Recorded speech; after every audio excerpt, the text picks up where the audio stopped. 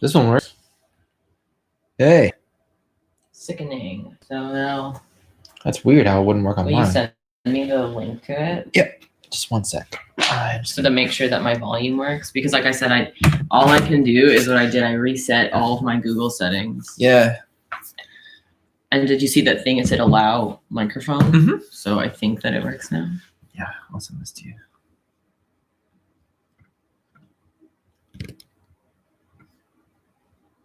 Why wouldn't it work on mine, but it works on yours? That's so weird. It might just be luck. Probably. I'm gonna plug this in just to be safe. Oh yeah, about 15%. Okay.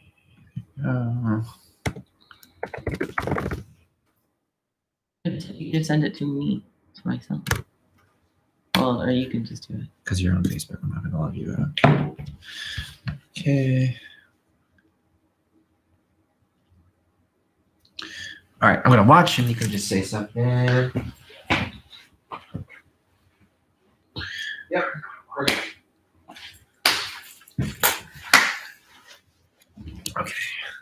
Cool.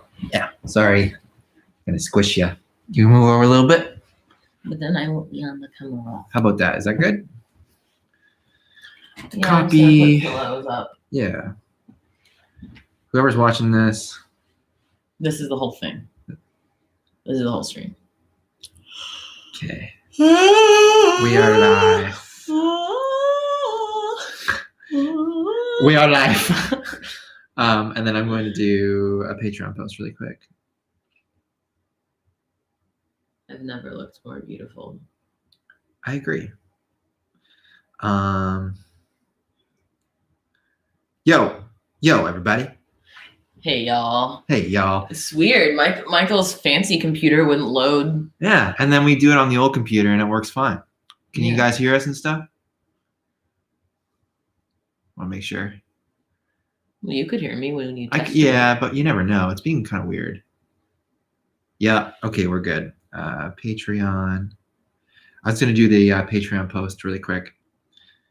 December live Q&A. We have a more unprofessional setup, as you can see right now, but we'll tell you why in a sec. Mm-hmm. Because this day was planned to be a boring day, but it turned out to be a crazy day. We are moving tomorrow. And when did we decide? Last night. We signed the stuff last night. So we're kind of crazy. It's a long story. We'll tell it to you. It's a long story. Let's wait for some people to get in here, though. Yeah. But it's all good. We're not being like kicked out or anything. It's just we're going to be really busy next year. So when a good opportunity comes up, we got to jump on it because we're just not going to have time to do any of that shit next year.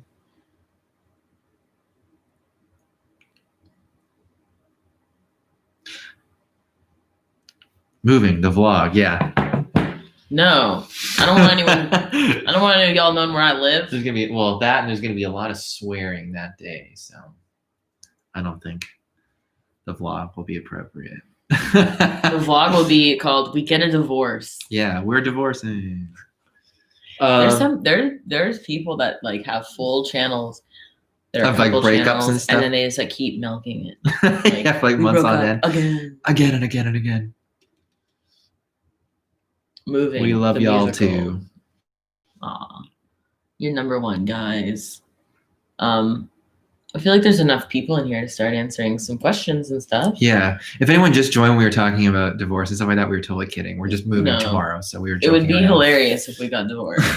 No, not. For tax purposes, it would be good. I guess you're right. How is everybody? Is everybody good? How was everyone's holiday times? Rob said, if anyone asks, I'm on a work call. Yeah, this is a work call. This is for work. Rob, it usually ends up turning into a work call for you because we usually have some sort of dumb technical stuff, and then we ask you guys to help us. Yeah, that's true. It was weird. Yeah, for whatever reason, I couldn't get YouTube to work, but now it's fine. Okay. I think we got enough people in here.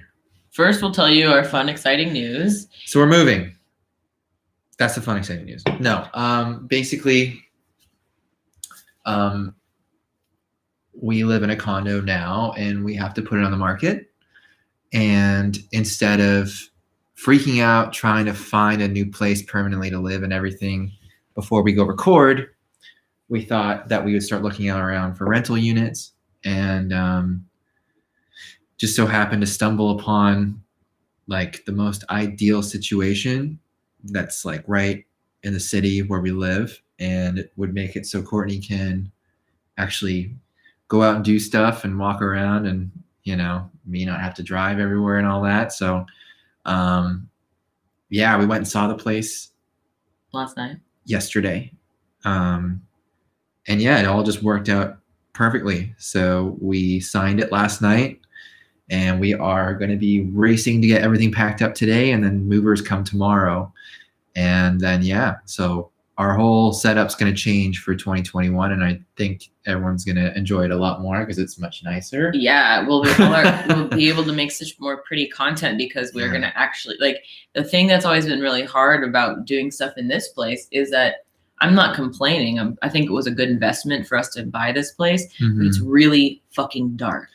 Super dark. This is the lightest it ever is right now. So it's super dark, and everybody can hear everything in this building.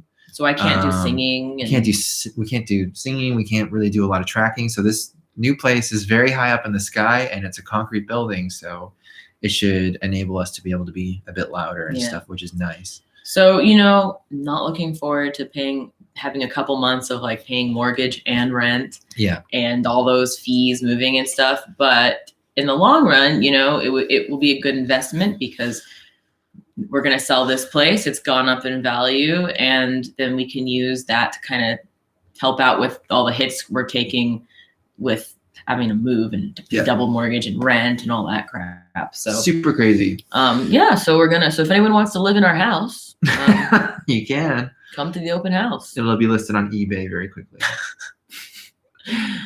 Thanks for the kind words, guys. Yeah, thanks. Thank you, Alex. We're excited about the place. It's smaller. Like, it still has the same amount of rooms, but it's smaller than this place, but it's in like a way cooler location. And this place is more like McMansion style, what we're in now, where it looks nice on the surface, but then it's like really poor quality. Like, I guarantee you right now, my neighbor in his kitchen across the hall can hear what we're saying. Literally hear every word we're saying. And it's especially when we're sitting in here talking about like really important like financial stuff and everything. And we're just like, or just in an argument or having something bad happen. We're like, everyone can just hear everything we're saying. It's not good. But anyways, so that's what we got going on today. And so it's very the pros outweigh the cons for sure. But yeah, I hope everybody's Christmas was good. I hope everybody's holidays were awesome. And what a whirlwind this month's been, huh? To say the least. What a month. Holy shit. It feels like we released the song Constance like 2 years ago. It really does. It's crazy. I just can't wrap my head around that it still hasn't even been a month since it's been out. Yeah. It's been very, very hectic to say the least. So, but yeah, it's been a wild month, and I hope all of you had a great month too. Yeah. So we, like Carpathian says, pack the guitars very, very soon. Yeah, I definitely plan on like moving all of my fragile stuff very slowly. Yeah, do it yourself. Yeah, I'm gonna do it myself for sure. We've moved a lot in the last couple of years because we've bought a couple different units, so it'll be like we bought a condo and then we sold it, went to move back in with Michael's parents until the other one's built and we move out and blah, blah, blah. Yeah. So we've moved so much more than the average person who lives in a permanent place who isn't moving like for work reasons. And so this last time we did it, we moved and we were like, never again. Never again. Because you know who's able to do it? Michael and me, and then Michael's elderly parents. They're the ones that help us move. Yeah. So it's like, we're never doing that again. We're going to have professional people. Yeah. Because we actually, like last time, because of how badly we did it, we actually ruined our brand new mattress. and still don't have a new mattress. No. So like if we had just paid movers, we would have saved money on like having to get new shit because we broke our stuff. Yeah, exactly. So never again. But we're supposed to move on January 1st, but the reason we're moving randomly tomorrow is because on January 1st it's like double price to move since it's a holiday. So we're just like, what else do you got? We'll do whatever you have. It's close by there, Jesse. But yeah, we are in town, which is great. I love watching. I now live to watch metalheads cry reacting to Constance. You know what? At first I was like, because I didn't know what to expect, and like the first night or two, I was like, man, like people are really, really taken aback by this, and they're really connecting with it. That's amazing. And then after a while, I just started feeling bad because I was like, man, every reaction video I see is just people like just bawling or crying, like, you know, just kind of really, really it getting to them. And I don't know, I kind of just stopped watching them because I started feeling really bad. I was like, also, you guys, like and also this song is so new. Like I just wrote the words to this song in September. Yeah. You know, so it's like every time I hear the song, I think about my grandma, and every time it's really fresh to me still. So like I've never even sang it again. I've never ever, the only time I've sang this song is when we were recording it and then lip syncing it at the music video. That's it. Isn't that a mind fuck? I've never performed it or anything because I just can't right now. It makes me cry. Like yeah. We in the music video, those are like, you know, eye drops to make my eyes look watery, like my makeup water, but I really am crying. I really did. Those are real tears. I was not present for that for a good reason. You weren't? No, I wasn't watching. No, Why? I was in like the back corner of the house because you would have got me. Everyone cried. Everyone cried. Yeah. So, you know, it's like even just pretending to sing the song makes me cry. Yeah. So, you know, I will eventually watch more of those because, to be honest, I just like watching them because people then seem to then feel comfortable sharing some stuff about their lives. Like the song resonates with them, and then they'll say, oh, this reminds me of, you know, my experience. And then I get to kind of hear about that and learn more about everyone's experiences with losing someone they love or them going through dementia. And so I do really like watching them. It's just emotionally too much for me right now.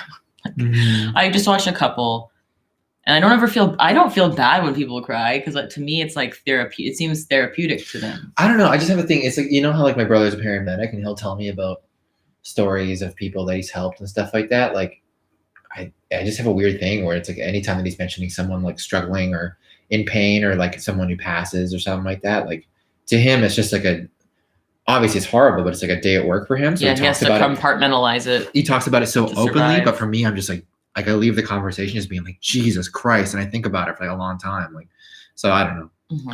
Mm-hmm. So I really like them all, but I can only watch so many at a time.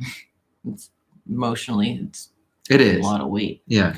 I know it's a good thing though. It's not like we're like upsetting people, you know, it's a very appropriate response. Yeah. Everything still makes me, it's still raw. Yeah. You know, but I'm sure like by time we're on tour, I won't be so emotionally raw and I'll be able to It might get you from time to time. Yeah. I mean, I cry sometimes when I'm performing anyway, but yeah, I mainly because I'm just really tired. That's true. Or because I sound bad. I'm crying. Oh, Jesse says, I was the homie you met in front of the 7-Eleven the other weekend. Oh, I remember that. And I remember I walked away from that and I was like, damn, I didn't ask that guy's name. I feel bad. Oh, Jesse, Michael told me you're the guy that works at the liquor store? No, that's a different guy. Michael told me he met a guy around here that knows the band that works at a liquor store. No, that's a different guy. Oh, sick. Yeah, people in the city are starting to realize that we're here. Well, then, Jesse, you know what it's like moving around here. It's hard. Like everything's so expensive and you have to be so aggressive. Like that place we got had been on the market for an hour and they had gotten 5 other offers on it. Yeah. Like you have to be like so aggressive. Yeah, I know. It's insane here. Something's got to give. Something does. That's why we have such a crazy homeless population. Yeah. It's horrible here. It's horrible. Like the housing here is alarmingly bad. You'd think, who wants to live on an island? Yeah. But apparently a lot of people do, and it's expensive. Yeah. Well, guys, thank you so much for all the kind words. Yeah. What other questions do you have? Let's start the questions. You guys want to talk about the performance, the SiriusXM performance? You want to talk about the music video? You want to talk about the song? Just let us know. Yeah. Look, Jesse said the same. He said, "Yeah." The second he looked at it, we almost grabbed ours without looking at it. They sent us a video because we had already been into that building the day before, looking at another place. So we just saw it in that same building. Like, we'll take it. Yeah, let's do it. So we didn't actually see it till last night. It looks fine. It's real. Cabs asked, "What dictates guitar changes? Purely just tunings. If it's a tuning that's like something that I know that the shifter, like if it's like a tuning for a whole song, I'll use a different guitar for that. If it's a different tuning for just one part in the song, I'll use the shifter for that, because the pitch shifter, because I'm totally fine with doing just like a part, like say like Holy Roller, because so many changes in it. I'll just do the one thing, the one guitar, and have the Kemper shift for me. But if it's Blessed Be or something like that, and the whole song's in F, and then I'm shifting again at that breakdown, I'll use a guitar that's tuned to F. How was the performance recorded? I spent an hour trying to figure it out. All right, here's how it went. I created the session with the tracks. So like I created the interludes, all that stuff, and I timed it out. And we had a specific amount of time for talking. So we knew that was going to be the case, because they requested it, that it was like a live show. So that way Courtney could talk to the audience like we were in front of an audience. And that's why she says in the video, like, all right, Liquid Metal, because obviously it was on the radio station first. Sent that to Zev with a click track. And then I had sent him just a guitar stem from the original songs for him to track to so he could follow along. He did it all in one take. He then sent back what he did. And then we sent it to Dan, and he did a drum mix on it. Then we put that back in our session. Then for guitars, just one take guitars, left and right. One was the performance, one was beforehand. Same thing with Bill. And then Courtney just did one take. So we just did it staggered the best way that we could during COVID. Obviously, ideally, we would love to have Zev here, and we would all like to be in the room, but the way that we got around that was just by leaning into the fact that we did it in our parents' basements. Because like, what else could we do, really? We're all locked up. And luckily it was right before the lockdown, so Bill was able to sneak over here to to film with us. There was a moment before the huge spike earlier this month where we were allowed to hang.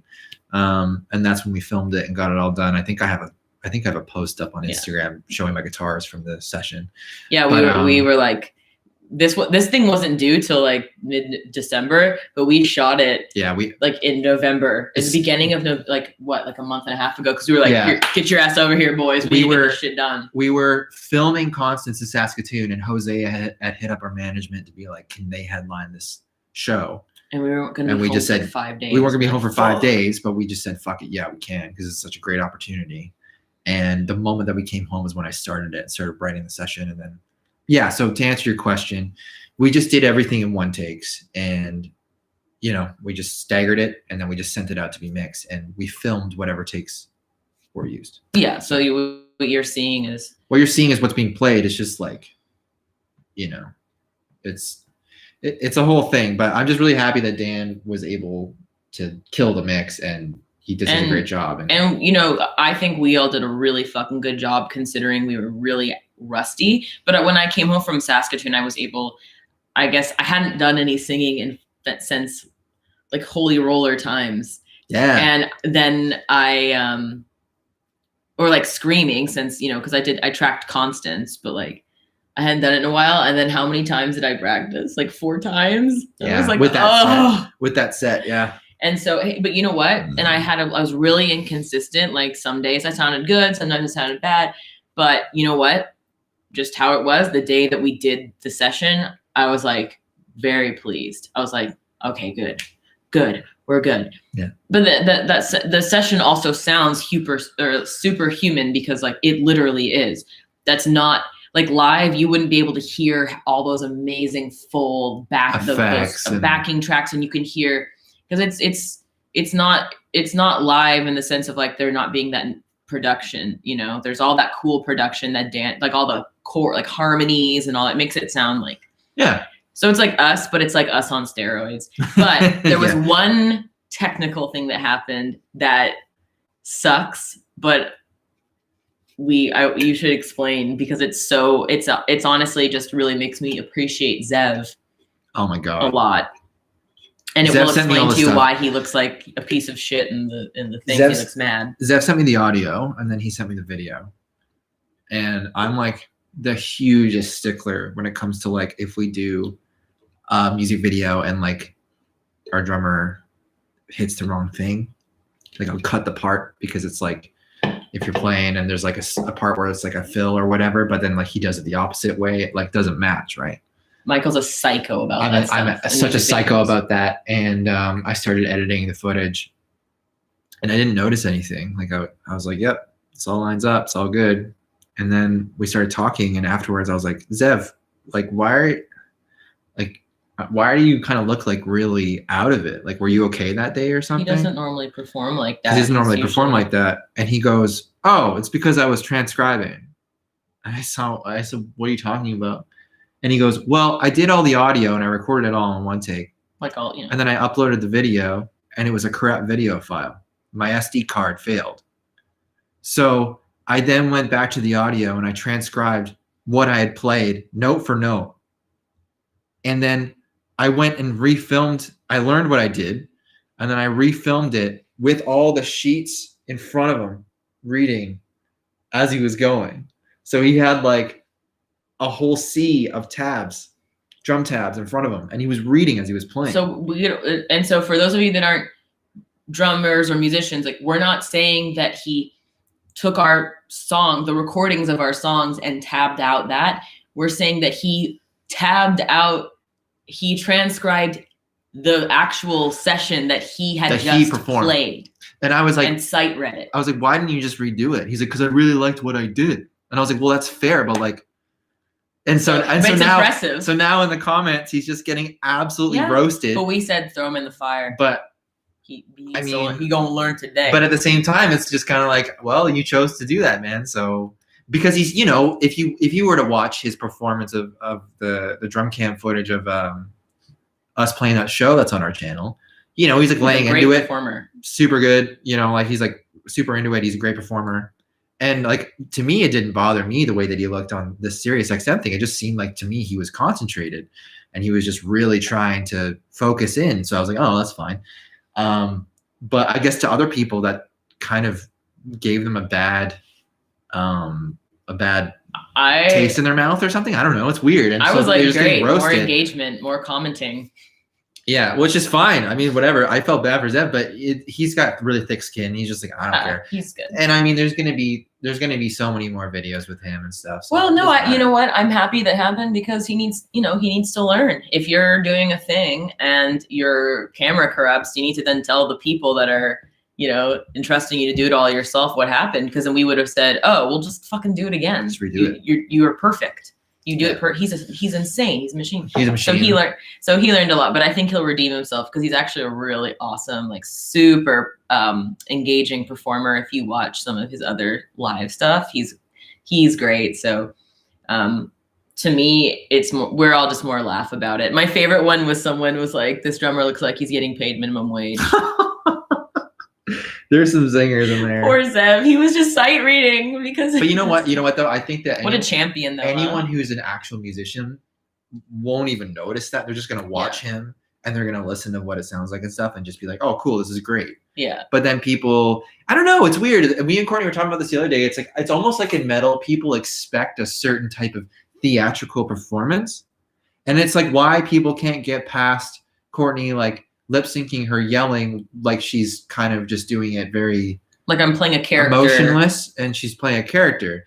It's like they're expecting like the claw and like all the makeup but it's not always. It's not like That's that. You know what I mean? Like it's like it doesn't always call for that. And I mean, I'm not knocking bands that do that. It's just that to like the normal people who maybe are starting to indulge in metal, they expect this certain type of image and this certain type of way of performing, when in reality it's like just fucking normal people that are playing this music. So and I think we all look cool. We all look like we're having fun. So I don't scrunch up my face and stuff when I'm performing live because I need every muscle in my face to be completely relaxed to do what I do, you know? Well, I don't know, you know, it's just weird to me. But at the same time, you know, like some performances we're going to be really concentrated and not really moving around. I mean, watch Tesseract's live show, right? Like they're really reserved at parts and they're just standing there because they're concentrating. They're locked in, right? But anyways, it's just this whole response to this has been very interesting. It's been cool. Didn't expect so much. So many people loving the mix, and we're so happy with the mix. Just Dan is he killed it. Genius. Okay. Sorry, we got a little sidetracked there, but we got to toot our own horn a little bit too. We did fucking nail it, but Dan really, really killed it. But whenever people, you know, kiss my ass about that, I'm like, well, yeah, I should be able to do this perfectly. I'm just standing here. Yeah. I'm not moving around. I heard somewhere Courtney doesn't like Bleach Bath. Is that true? I mean, we just it's just not collectively our favorite song. No, I just like at this moment, I just don't enjoy it. I don't think about it or enjoy it. We actually just wrote a song that's very similar. Has the same vibe. Bath. So I don't mean that I hate the song. Someone was just said like, oh, why won't you play Bleach Bath? And I was like, I don't want to.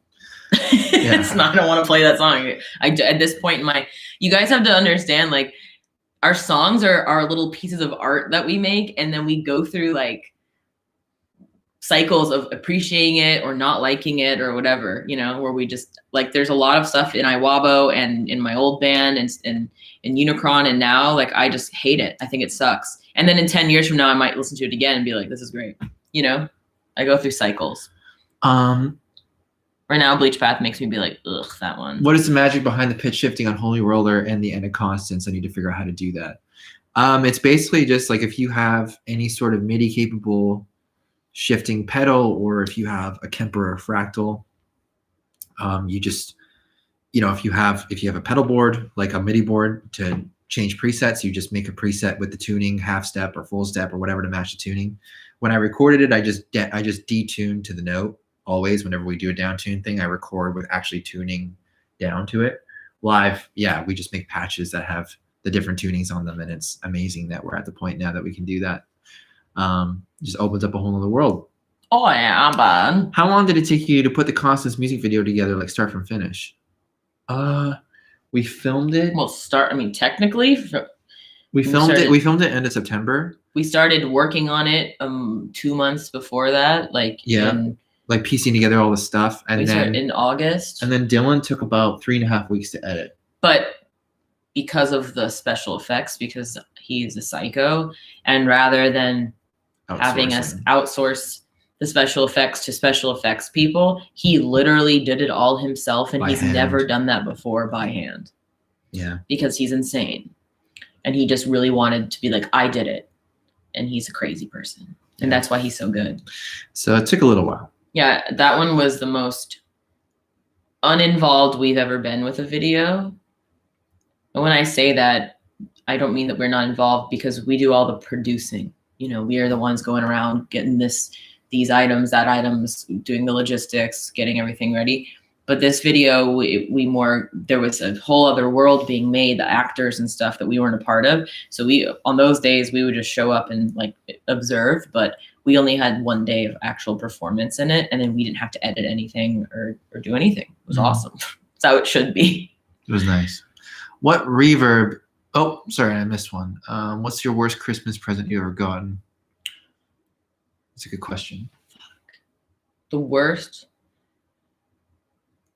Everything that I've ever gotten for Christmas that's bad is like so funny. Like one time my brother just went around and he just like got me a bunch of samples from different makeup places and gave me that. Like he just went around and was like, hey, can I just have some free samples? And he was like a hella grown person. Like he was not, it's like he was 10, like, you know, he was in his 20s. And that was a pretty bad, like, that's already fucked up. I think my worst present was a gag gift from your brother too. The one where it was just like, I'm a bitch or something. Yeah, it was like a what are they called? A flask, like a bejeweled flask that said but to be fair, I also had given him the VHS box set of Titanic. Yeah, we got him the VHS box set. So the double. Maybe I kind of deserve No, we did that in retaliation because we were like, oh, so he's only just gonna give us bullshit gifts. I think it was the other way around. Right? I think it was the other way around. But to be fair, when we gave him that gag gift, we also gave him something nice. Yeah. But, yeah. But then when I got mine, there was nothing nice to be had. Oh no, it was a chalice. It was a plastic chalice from Spencer's gift that said like #1 bitch on it or something like that. Something wild. Something that I immediately threw in the garbage. So he just wasted money. Yeah, I think he knows a thing or two about that, about a troll present. Yeah, a troll present. What reverb is Courtney using and other effects? I couldn't tell you. Yeah, Dan, or on that stuff, Dan did all that. He did do a nail to mix though, if you wanted to check that out. I know that we use Valhalla a lot on reverb, but Dan's vocal production is just top notch. I just don't know exactly what he uses because it's always different too. He always just so I don't know what he used on that particular. But start with Valhalla and go from there. That's a great reverb plugin. And just you always just ask Dan. Yeah. I dropped my serious cues in the Patreon page. You might have another to book in things later. Yeah, once we're done answering all these questions, then we're gonna go back and make sure that all the ones that were written are done. Mm-hmm. That was cool for you to ask our opinions about changing the Patreon tiers. More specifically, what were you thinking of doing? Can we get more Bill? We can get him to do more shit. There's not much for him to do. Yeah, I mean, the thing is, like, yeah, like it's whenever he has time. He's got a much different schedule than we do, right? As far as changing the tiers and stuff, it's just that we're getting into recording the record in February. We're going to be we're going to be going somewhere for a month, and we still have songs to finish and we still have songs to write and stuff. So we just felt like for 2021 starting to kind of condense stuff down to make things a little bit easier for us while we're getting prepared. And also to allow more access to, letting everybody in on the process and like having multiple different streams, throughout that month of us like actually recording and tracking and doing stuff. So it just makes a lot more sense to kind of condense it down a little bit more as opposed to having 4 tiers to worry about. We can just have, the 2 main ones and the other one being the Discord access and something else. So it's mostly just 2 to worry about. We're in a weird time. Yeah. This is our off season. And then like if this was not in the global pandemic, we would have all these tours to show you. So you know what I mean? Like things like that, like a day in the life of Courtney on X tour she's on. How to pack up your gear to go on tour, like all these little things. And then like recording an album. We were supposed to record an album like 4 times this year. So all that content we haven't been able to do and all those music videos and blah, blah, blah. So now we're actually going to have a lot more to show you, but at the same time, for the first time, we have outside investors into our music. So there's going to be a lot of push and pull there of them being like, well, what do you mean you want to show your patrons this song? We need to protect our investment. And we're like, that's not how we do shit. We like to just show it all. The way that we give early access and the way that we do all this stuff is very unconventional. Like, tell them the Constance thing, and everyone was freaking out that we wanted to show you guys the song. Right. Yeah. So how funny was that? Here's what happened. So everybody was freaking out, being like, "You guys can't show them the song early," blah blah blah. And we had a big discussion. We're like, "No, we're showing them early, even if it means we have to do a stream or whatever." And so they weren't telling us no; they were just like concerned.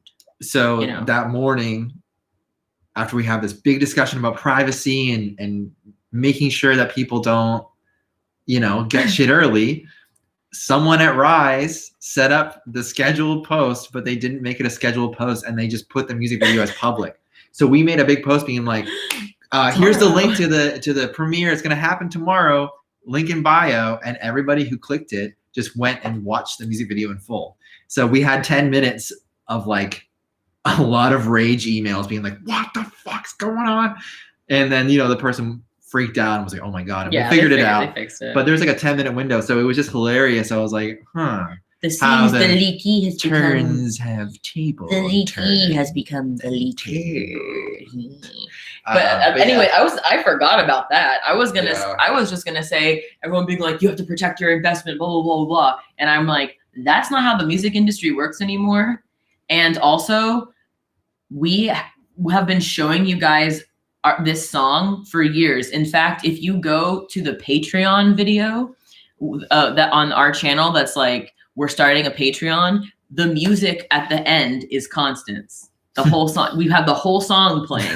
Yeah. And in fact, pretty much everything you hear in any video of ours ever is something. If it's like, that sounds like a band, not just like royalty-free music, it's our music. It's music that's going to be on the album. We use it because we already wrote it. Except for a couple stock music things. You can tell. You know, if it sounds like rock and roll music, and you guys are like, oh, what song is that? The reason you can't find it is because it's just music that we made. So like that we're putting on our CD. So we'll figure all that stuff out though, because luckily our team and the label and stuff are like very forward thinking. And they're great. They're on the same page as us. They're great. Just someone just didn't get the memo when they accidentally went live with the music video. But this is all new territory. And also, as far as more Bill, what do you want from him? Like, what do you want him to do? You can say that in there. We'll read that. I don't know what you want him to do.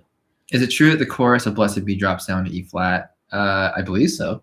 There's 2 notes in it that go down there. If you watch my guitar playthrough, all the info's in the description. I just can't remember what tuning that is because it's all automated in my thing. We don't know about that stuff. Yeah, I don't know what I'm doing.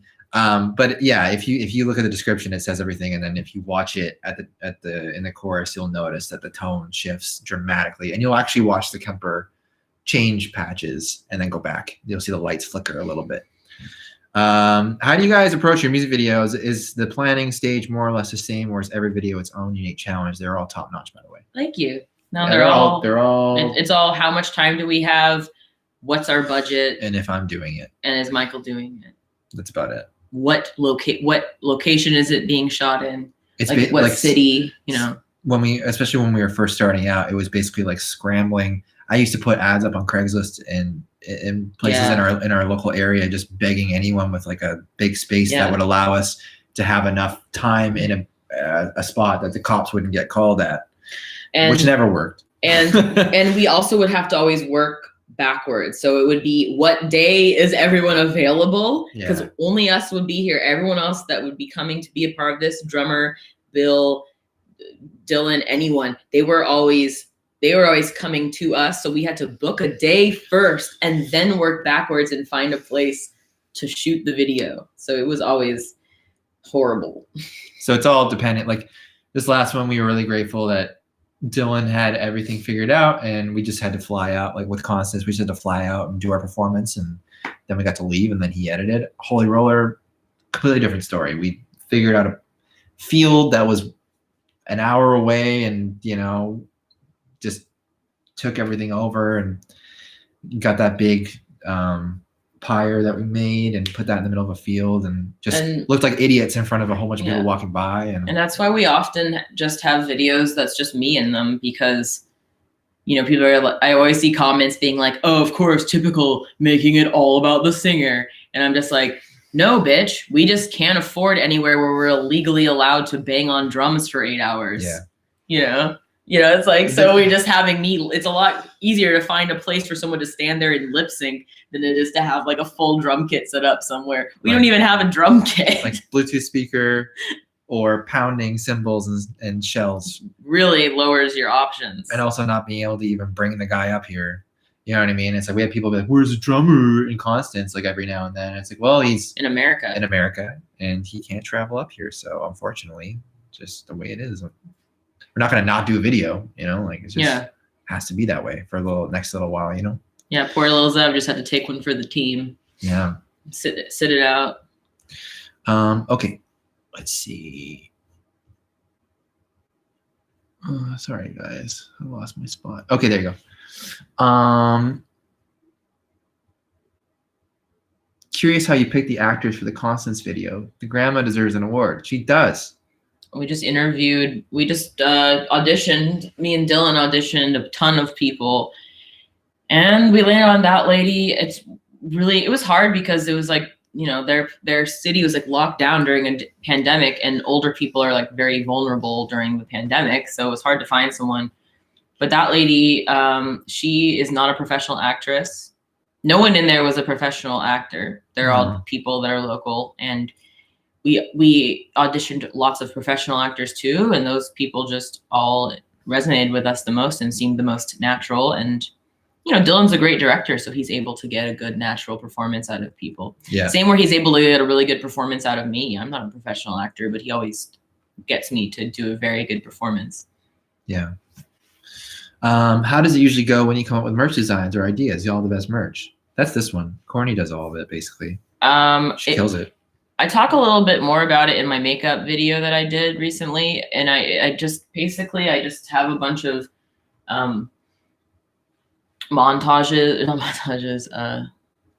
collages that I'm always making of just cool, whether it's cool imagery, actual like cool clothing, a cool fashion line, a runway inspiration, anything. And it can be anything from like a really pretty looking tree to, the Gucci fall 2020 fashion runway vibes, like aesthetic of that stuff. Yeah. I just compile it all together, and then I give Leanna, who designs most of our merch. Her name's Leanna White. It's L White Creative on YouTube. She also does some freelance stuff as well, if you ever want to reach out to her. I give her my ideas, and then I give her some written things as well, just about like what the feel is. I want minimalist or like 80s new wave or like grunge, or sometimes I'll even reference an actual designer. So like one of the collections, I was like, I really like Rick Owens, Raf Simons, fall runway 2020 or fall runway 2019. I really like that. And I just do it that way. So it's like a big giant collage of all of my inspiration. And then I'll give her like a color board of like the main colors that I want. And then after that, it just helps her interpret what I'm trying to say a little better. And then she sends me a bunch of designs, and I show the guys, and then we pick a couple. And I would love to just continue to work with her. She's amazing. Are we allowed to talk about something that recently happened with No. Okay, we won't then. Not yet. I mean, I soon. I don't see why not. Maybe we'll wait. What, the Hot Topic thing? Yeah, we're getting a shirt in Hot Topic. So buy it, because then they'll order more shirts. Yeah. I love how I asked, should we? And then he said, oh, the thing that you want to talk about, that thing? Well, I mean, what's Hot Topic going to do? Drop us? Because we told our 40 patrons that we are going to have a shirt for them to buy? No, it's just cool. And we were talking about merch, so I figured I would. It is cool. Yeah. Yeah, we really want to get some, and it's like very Hot Topic-y too. Like we want to make sure that it's something that someone that likes to shop there would want to buy. So yeah. It's a sick shirt. It's cool. I don't know if it's going to be online or if it's going to be in the store. I don't know. I don't even know what it looks like to go into a Hot Topic now. And we don't have one here. And anytime I've ever been in one, it's just been. Actually, we have one in Vancouver, don't we? Yeah. Oh, yeah. Let's see. It's just always cool because for them to sell in a store, they have to purchase all the stuff up front. So It's like good money. How long is Hot Topic? It's cool. It's very cool. How long does it take to sort out the MIDI? You mean like the MIDI program changes for the Kemper? It's tedious, but like once you do, the beauty of it is that once it's done, it's solidified. You know what I mean? So you just basically route a channel to go out from your interface, MIDI out, into the Kemper or a Fractal or whatever, MIDI in, and then you just like you would program drums, you go in and then you just select whatever bank you want it to go to, and you say number 3, number 4, whatever. Just puts a line on the timeline in which, once your session is going, it goes to that certain point, and as soon as it hits it, patch changes. So I would say it takes probably 5 to 10 minutes per song. And then once it's done, you save the session and it never moves. It's definitely worthwhile doing. The only downside is that if for whatever reason it doesn't send the message, you're kind of boned. So some guys like to run a floorboard as a backup just in case, and then they have the MIDI going. So it's just like worst case scenario, session's not sending it, they can just press it and they know what's up. But yeah, it doesn't take that long. It's good. Sickening. Let's Let's see. Props to the actors and story parts and Constance, really on the money. Yeah, they killed it. That green and blue Spirit Box hoodie Courtney was wearing in her most recent makeup Q&A. Are those still available? I have the monochrome yellow one, but the green one is sick. Oh, thank you. Thanks. They might still be on there. I don't know. We're pretty much gonna phase out a lot of. We have 80 pieces of merch right now just in our store, and so we're phasing out a lot of stuff because it's just too much for everyone to keep track of. Too much for merch now to keep track of and keep ordering. Like it's too much. So we're going to be phasing out things that are the least good sellers, and then we're going to be making new stuff, but we're going to keep some good sellers in there. So right now it's like whatever is in there. If they have your size, it's there. If not, it's probably not going to come back for a while. Yeah. We just can't, we can't do. Same thing if you go into any store, everything's there for like a cycle. Yeah. So some of this stuff's been there for over a year. So now it's time for it to say goodbye for a little bit. A while back, Courtney mentioned having a bunch of stories about roasting hecklers at a show. Do you care to share one? That's like a really good one that has been like really fucking funny. In Iwabo, the way that we used to deflect idiots being like, "You're hot, show us your tits," every time was like one of us. Steven would be like, "Thanks, appreciate it." Like, "No, not you. Thanks, bro." Thanks. Like he would always, interject. He'd always without skipping a beat because he was so used to it, right? He had been in the band with Krista for 5 years previous to me, so he was already like really good at like deflecting against hecklers. So that would be his thing. So if someone's like, "Show us your tits," he'd be like, "No, silly, not now. My girlfriend's here," or like that'll be $30. Yeah. So he would, because ultimately you just want to diffuse the situation and have everyone else have a laugh as well and make that person feel fucking stupid, and then everyone can move on. I usually like to do like a Mean Girls reference. Like if it's just like a quick thing, like if I'm in the middle and I can tell the other song's about to start, like if someone's been like, "Boo, you suck, bring the next band on," or like "Krista was better," or whatever. Like if in the crowd, I can tell that the crowd heard. I like to do the Mean Girls and right, so like the drums are kicking in like for the next thing, and I'll be like, "She doesn't even go here," and then the next song will start. Or I like to do the wedding singer. Mm-hmm. Remember a couple times I've gone, "Well, I have a microphone and you don't. So you will listen to every damn word I have to say." And then the song will start. Or I'll be like, "Oh, do you want to say something?" And then like they'll go over and they're like drunk, so they think I'm actually gonna have my microphone. I'm gonna be like, "Psych, fuck you," and then the song will start. Suck my ass. And then but I usually will do that. But then if it's like very weird and violent, I'll just be like, I'm on tour with a bunch of really angry, horny dudes, and they're all just they haven't jacked off in a month because we all live on a bus together. Everyone's just the sexual tension's up here. They're all fighting with their girlfriends at home. Their jobs are calling them, being like, "When are you coming back?" I guess my point is like they are ready to beat the fuck out of somebody, and tonight might be your lucky night because I will tell them that you're being rude to me. Or I also like to be like, that I can just point at you and the security guards will just remove, like, especially if they're not there to see my band, they're waiting to see a band they like. I'm like, you realize that I can just get you kicked out, right?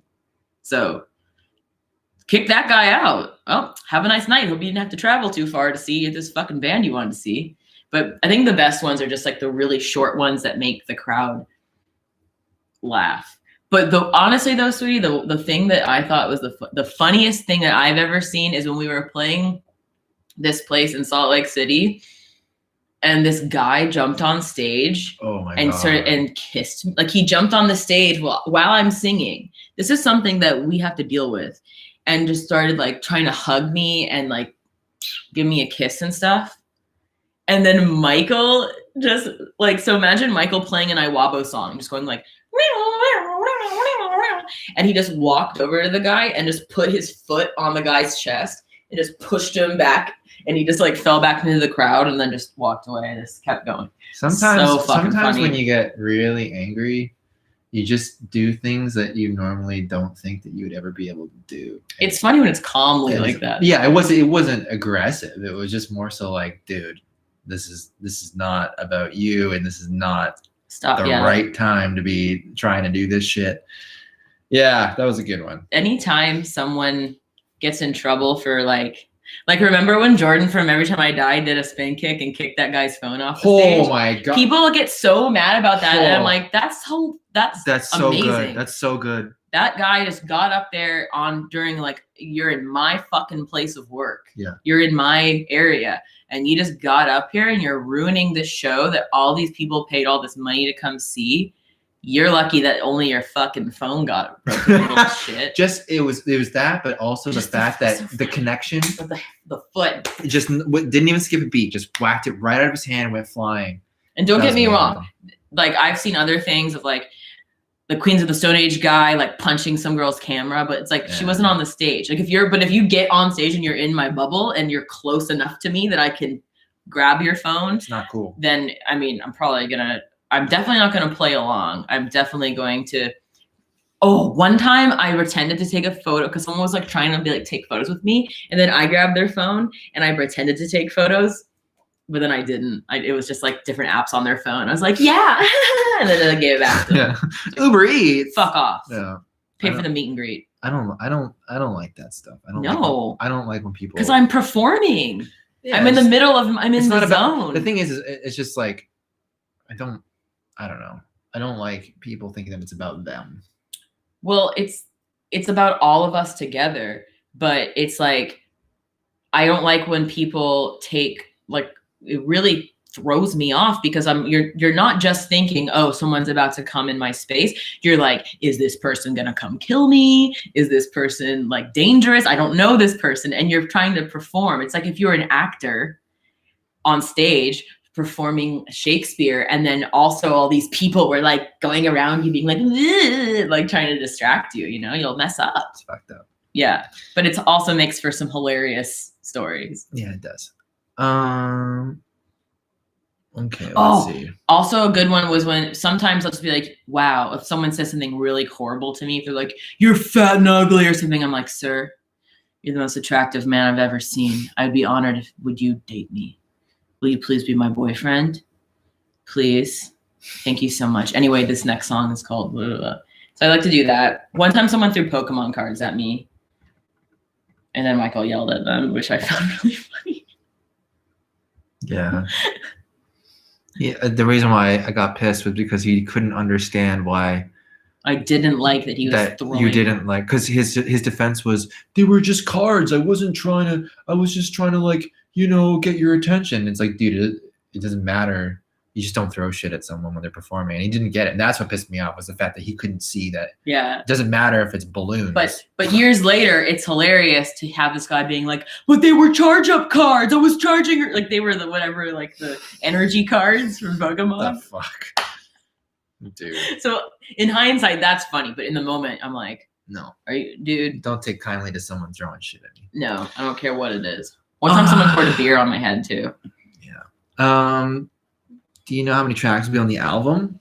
Well, I mean, legally required of us is 10. So probably that. 9 or 10, right?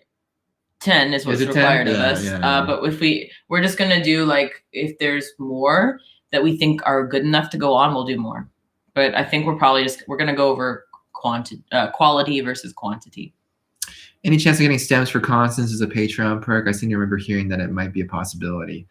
I just don't want to give anyone stems. Yeah, the thing is, I don't know. It's tough. For free, or not for free, but like not part of an additional stuff.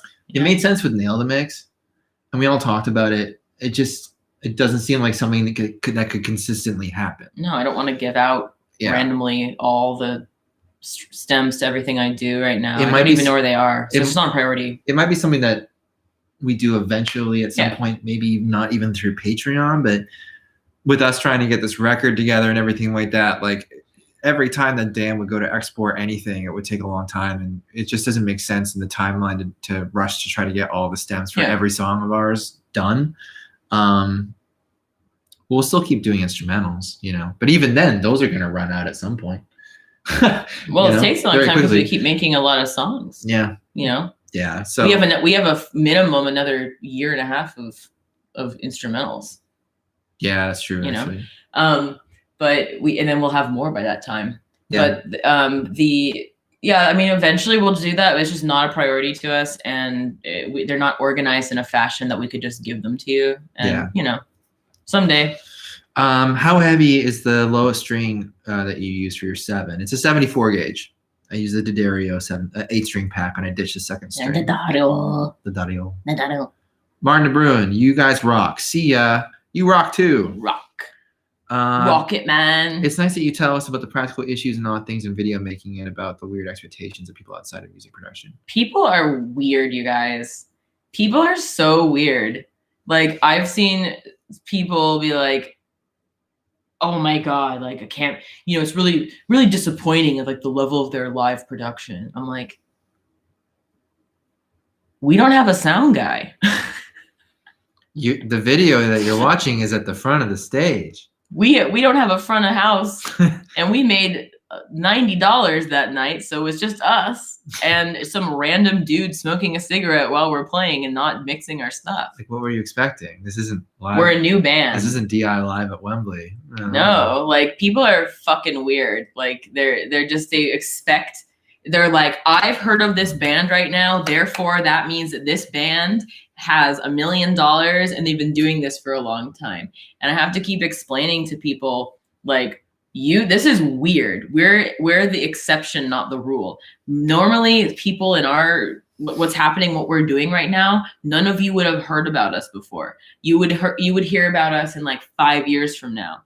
But we've gotten really lucky, and like we're starting to get more and more of a fan base, even at this very early stage in our band's career where we still haven't put a fucking full-length album out. Yeah. So we're really lucky, but there's also some like funny inconsistencies there. You know, like for instance, most bands, before they find like their final members, they have gone through lots of people, and you never see or hear about those people because you don't care about them, because you don't hear about them till like years later. But for us, it's like, you know, we keep trying to find someone to be our drummer in our band, and everyone's like, what's up with all the drummers? And I'm like, I don't fucking know, because we saw this would work with this guy and it didn't work out, so we moved on to someone else. Like, what do you want?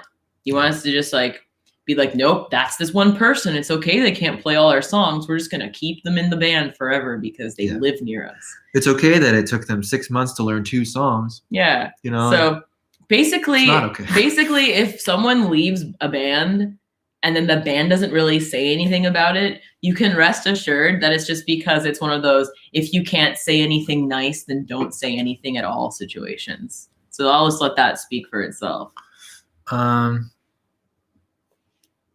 So I think it's good to talk about that stuff because it helps all the other people in bands that maybe aren't having this happen to them at the level that we're at, but they're still going through all the same things that we're going through. So I think it's nice to have someone going through it, and you can kind of like cross-reference with each other of how things work. Okay.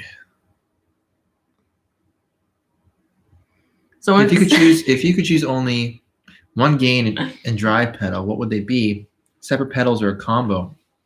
I just use a boost. I just use a 2 screamer.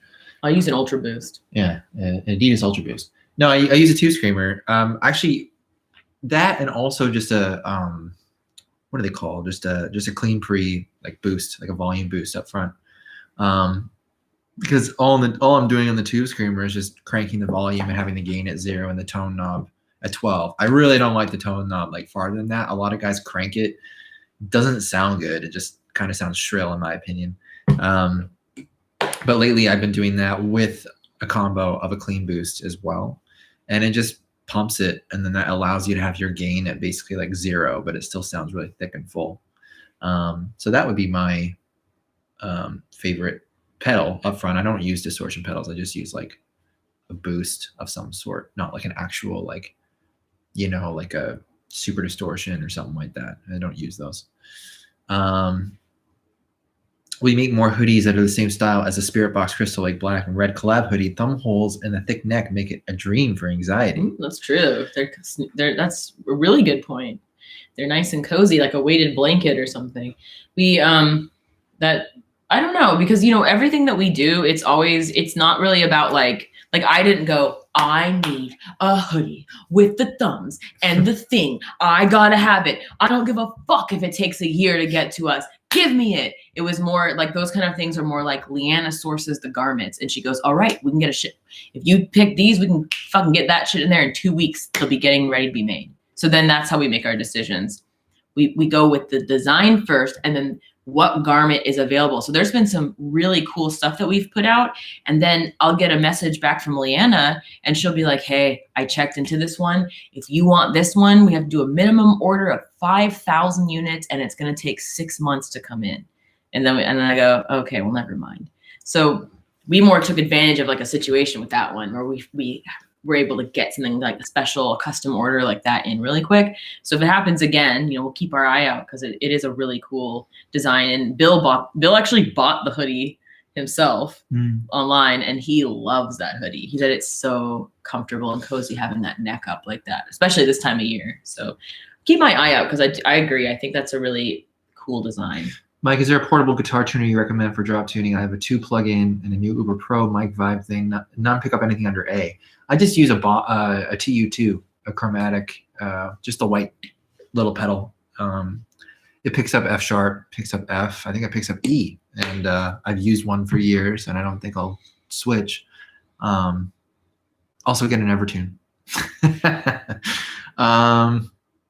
Where do I buy physical CDs and vinyls? We don't have physical CDs, but we have vinyls, and you can buy vinyls on our website. We're going to have everything that we've ever come out with all on vinyl and CD next year. Yeah. All this stuff just takes a long time. We've been working on the design for the layout of it. It just, just all this stuff. Whenever you guys see it, it's been being worked on for like 3 to 6 months before that. So that's almost at the end of that process. And then in January and February, we'll most likely have at least like singles collection vinyl and the repress of other stuff. And a Constance vinyl. Yeah, we're going to have all that stuff. It just takes a long time, until we sign that ink dried with our stuff with Rise, it takes a long time to get all that together and source it and work on it. So they'll come though. We don't want it to be a scarcity thing. We want everyone to be able to have one. Yeah, they need to be in stock and be ready to go. Yeah. What's the one venue you want to play live but haven't? Oh, God. Ali Pali. Oh my God, yeah. Yeah. Ali Pali. Alexandra Palace. Definitely. That'd be amazing. That's where I'd like to play. Definitely. Someday. I just bought 4 of the polos. I hope that helps. Thank you. It does. The help. polos? They're so cute. I wish more people bought them. Like, they're so fucking cute. And I specifically requested one for myself from Merch Now, but they didn't have any, and they didn't have any in my size, so I didn't get one. But I just think they're so adorable, and they're like good sporty like golf shirts and stuff. Mm-hmm. But thank you for buying those. Thank That's you. so It kind really of you. Let's see.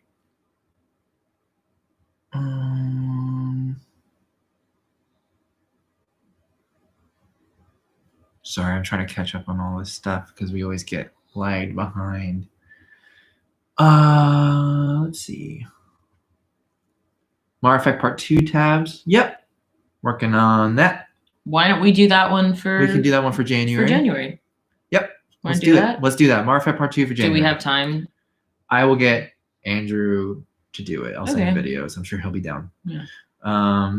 Yeah, Andrew Bannon does a really good job of doing tabs, you guys. He does. Who are you most looking forward to seeing at next year's Euro festivals? Okay. So for me, I'll let you do yours in a sec. But for me, the first day, the first day is we're playing main stage with Deftones. Yeah. I have been obsessed with Deftones for probably since I was 14. So to be playing main stage with them is not only one of the most terrifying things in the world, it's also a complete mindfuck. Yeah. Like when we get every sense of the word. When we get up there, Michael, like when we're going up on stage, they're like fucking guitar techs will be like making sure everything's in the right spot. Definitely gonna take a picture of Steph Carpenter's guitar boat because we'll be already up there. I know. It's gonna be fucked. So that's one that I'm very, very happy with. We also have a couple that we can't say. That's what I was gonna say. We can't talk about. The one that I'm the most excited about is because you know how like in between the festivals there'll be like off day shows for those big bands to play smaller clubs, so like things that are like 2,000 cap rooms. Yeah. And so we've been really hoping to get on a couple of them, and when was it, like 2 days ago, we got confirmation that this band that is like a fucking bomb ass huge band that we really like is allowing us to play those shows. There's like four club shows with them during the off days on this tour, which also makes you want to puke. Which makes us want to puke because they're so good. And so we just can't say anything yet because we don't want to get in trouble and make our booking agent mad at us. But it is something that is going to be kind of... We'll be able to say soon. Yeah, we'll let you guys know first. But yeah. It's a cool band. Well, next summer, if everything goes the way that we hope it does, is going to be pretty insane for us. I'm really excited to see Deftones, I'd say.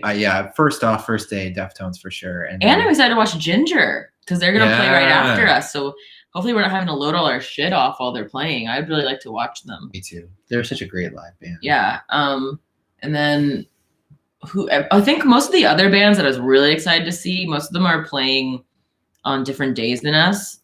So we probably won't be able to see them. We might be traveling those days. And then also there's one day in Download, I think we played the same day as Korn, right? That or System. I think it's System. Well, I really want to watch System of a Down because when I played with them in 2012 with Iwabo, and the guys just like didn't care. They're like, well, we're going back to the hotel, so you have to come. So I like left while System of a Down was playing because what am I going to stand there in Montreal by myself? Doesn't make any sense. Yeah. I was like, woo! So I really want to see them. If I ever start a band, even just those Q&As will be invaluable advice. Thank you for everything. Thank you for being here and saying such nice things. We got your back, baby. We got your back. I got my Holy Roller discs the other day, and I finally got to listen to y'all on vinyl. Cool. Thank God they came. I'm so tired of people being like, where is it? Where is it? Where is it? Because it doesn't matter how hard we try. When people are like, where's our shit? I both get immediately defensive, where I'm like, what do you want from me? Like, it's in pandemic COVID times. What do you think's gonna happen? But then at the same time, I also feel extremely guilty, like I've done something wrong, and then I'm a scammer. Courtney, you're a fucking scammer. You're scamming everyone. And so I get really like. Did you see photos of like the average, like post office, like sorting center? December? It's my nightmare. It was so stressful. Let's see. New update. Bill just sent me this. Baby Yoda. I'll do that. Look, he's wearing sunglasses. You can't read what it says. Well, I don't know what to do. It's not my fault. What does it say? It just says me coming downstairs wearing my Christmas present. Oh, cool. And he's wearing sunglasses and has golden jewelry on. Very nice. Baby Yoda. Very nice. Thanks, Bill. Piece of gear you don't have right now, but you really want. Question for both of you. For me, it would be a decked out electronic drum kit from Roland, probably. I really want a keyboard.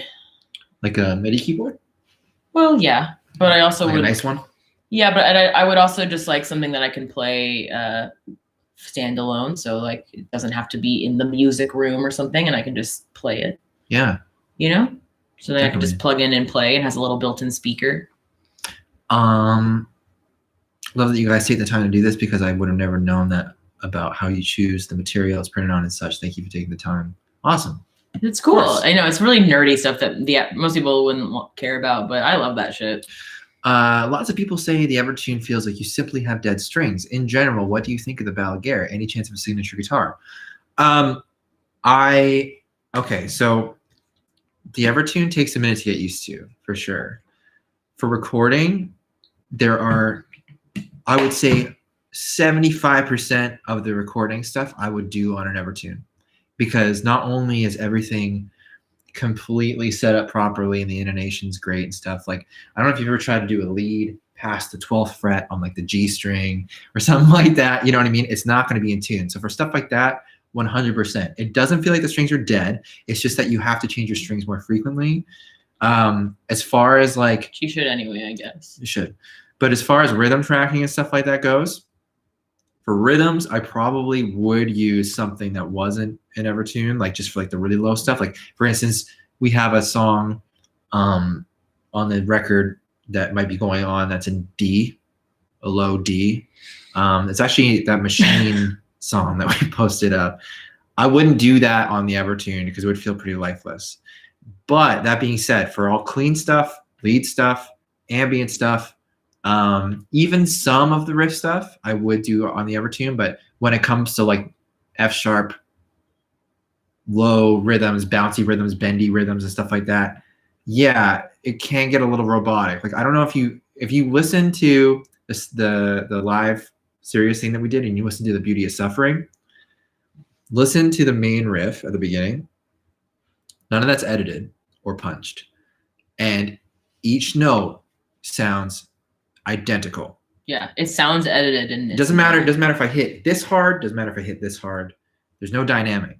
For live, that is fucking insane. It's life-changing. Life-changing. We sound so fucking good. For the record, it's gonna sound robotic. So I wanna try to do a hybrid of like using X guitar that's a fixed bridge that I can tune and just tediously make sure that there's still some energy behind some of those low notes.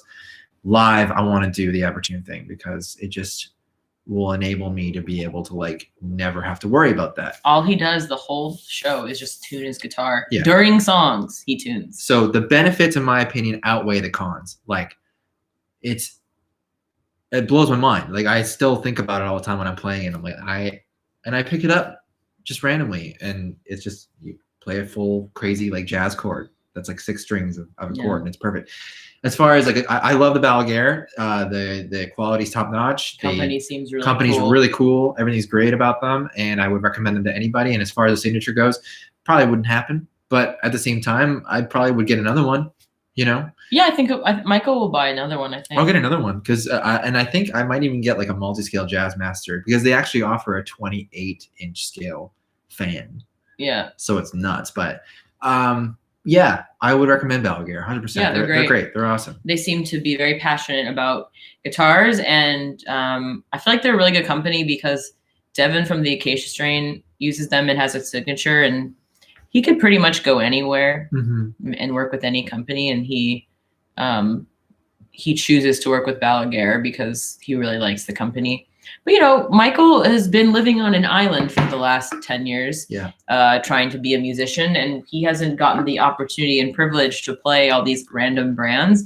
Like, he only can ever play them if he buys them. So, you know, I'm not trying to get into bed with some company that just because we want a free guitar or a signature guitar or something. Like, it's just all got to be a good fit, and those relationships take time to build. And right now, I think it's best, you know, for Michael to just do his thing, because you don't want all these people, you don't want to like solicit all these people to send you free shit, and then you have all these free guitars from companies, and then makes you just look like really flaky, you know, makes you look like a gear hopper, and no one likes a gear hopper. Yeah, exactly.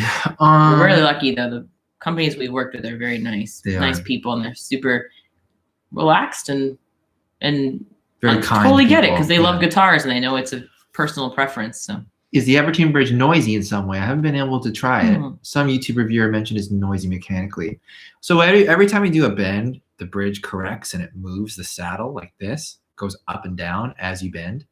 I could see that being noisy, but again, I've done recording with it and I don't notice anything. I just make sure to put foam at the top of the nut behind the strings, and that usually solves any rattle. Nut. I might have something different to say about that when we go to track the record. You know, because I haven't done any like, you know, a deep dive of listening it really closely to the DI and making sure there's no rattle at like, but no, I haven't noticed anything. I think at the end of the day, it's like, again, like if you're going to go through that stuff with a fine-tooth comb on any guitar, you're going to find something. But, you know, just evaluate why you would want that and what the benefits are. And if you're tuning really low, I highly recommend to have at least like just to have one. Maybe not as your main, but if you get to the point where you need another guitar or studio guitar, the Evertune is the way to go for sure. Yeah. So nice of Ellie Goulding to have you guys open for her. Can you imagine her poor fans? Yeah. I feel so bad for her fans waiting for her to go on and listen to her beautiful music, and then we're just like. Any chance are you hiding any big news that you can't share yet? Always, guys. There's always. There's a lot of stuff. We're getting offered all our like fucking dream tours right now. Yeah. So like we're lots of shit on the horizon. You know, as they say, big things coming. But we will share with you when we can. 100%. Yeah. Because we don't want to talk about something that's not confirmed or something. You know. Well, yeah, we also just can't talk about a tour that also doesn't exist to the public yet. You know, for those bands that would be asking us, it's their tour, so we can't like announce it without them announcing their tour. I'll be at the festival in Oslo for sure, given that things are so smooth in the summer. Rocket Man. We'll see you there. Thank you for the inspiration in your stories. It helps out a fellow musician who's stuck in a rut. That's awesome. Thank you for being here. That feels great to hear. Thank you. I got my Holy Roller vinyl and my Windbreaker. We haven't gotten ours yet. Hey. We ordered them too. That's great. We ordered them with the Windbreaker.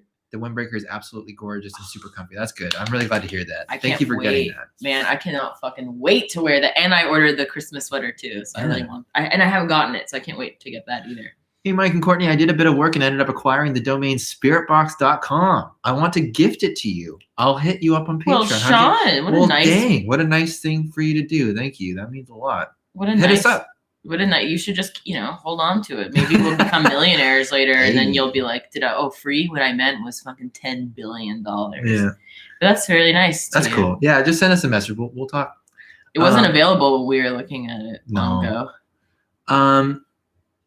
Create an Amazon wish list so we can fund the keyboard for you. No, that's what the Patreon is, you guys. For. We put every month, we have all the Patreon money go into a bank account for our band, and it's just been sitting there because next year we're gonna have so many expenses for tour, and so we're gonna be able to use that money to buy all the, our in-ear rig alone is like 10 grand. And then friggin' Zev's in-ear just broke, so now we have to buy him new ones. Yeah. And by the way, I will show you guys first when we get our in-ears, but me and Bill got something real special on the sides of ours. You guys, they got they're gonna get here on the 30th. Holy shit. I got an email. Oh my God. You just wait. You wouldn't be able to guess. They got because you can custom put anything. They got a photo on each of theirs, and it's the stupidest thing. And it also, we haven't seen them in real life yet. Like, they didn't send us a picture. Look so bad. It might look horrendous, and that would make it so much better. The thing I enjoy about this band is that separates from other bands are these live streams and promos that I feel like form a deeper connection between the performers and the audience. Thank you so much. Thank you. I'm glad that you're here. That's why it's not selfless, you guys. It's selfish. We feel like we've been without the human connection aspect of performing music for 5 years, and we really, really need it, And so, like, being able to talk to you and connect with you is huge. So important to us for our own mental health. Yeah. Because it shows us there are actual people on the other side of the stuff we're putting out, and normally you'd get to see that live, and we don't. So it's really special to us too. So we appreciate it. How come another Balaguer and not a Vigilant? Dude, Trevor makes some incredible guitars. So Vigilant Guitars is from Victoria. It's our hometown, and I actually played a few of his most recent builds, and they're something else. We've talked about it. Sounds expensive as fuck. Yeah, it would not be inexpensive, but he makes some incredible guitars, and we were talking about like a potential build at some point, and he's open to it, and it might happen, but as far as the funds for that right now, it's not in the cards. Maybe later on in the year or something like that. But we are in a weird situation where, like, it's so weird because our band is starting to make it now, I feel comfortable being like, we've made it to that next tier of being a professional band where, like, that is now my identity. I don't say, oh, I'm Courtney that works at a hospital. Oh yeah, I do payroll. I'm like, I'm a musician. I mean, I've always done that, but now I don't feel like I'm kind of lying. Yeah. And It's kind of a mind fuck. So we're there, but at the same time, the only reason we've made it here is because we've pretty much sold everything that we don't need. So Michael's in a very unique position where he is like the new hot guitar boy, but like Wouldn't he say doesn't. that. I think you're the new hot guitar boy, Yeah, there you go. but he doesn't have any gear. He No. he only acquires a piece of gear if he sells another piece of gear. So over the years, like It's not a good system. No, so like he doesn't have, he needs more guitars and we need more equipment and all that shit. I'm just gonna go raid Andrew Baina's house. Like, have you seen how many guitars that guy's got? We've sold and bought and sold and bought drum kits. Like, I'm not joking, like 5 times. Like, Michael I flipped them. He has to keep flipping them because he finally buys himself a drum kit, and then we need to make a music video, so he fucking sells it. Yeah. So we're in a weird. It's for the greater good. So we're in a weird spot, and I have to now be like he's like, oh, I really want this Parallax thing. I'm thinking it's gonna be better than the Kemper, so it's gonna be fine. It's only gonna cost a couple $100 because I'm gonna sell my Kemper, and then I'm gonna get this. And I'm like, Michael, the Quad Cortex. and I'm like, or not the Parallax, the Quad Cortex. Yeah. And I'm like, Michael, I'm gonna blow your mind. You can just have both of them now. Yeah. And same with guitars. He's like, well, I mean, I have this other one. I can just sell to this guy, and then I can buy it. I'm like, Michael, you can just keep the guitar. When you're we're so used to being to being broke, that's just what you do. I know. So now you can start to acquire.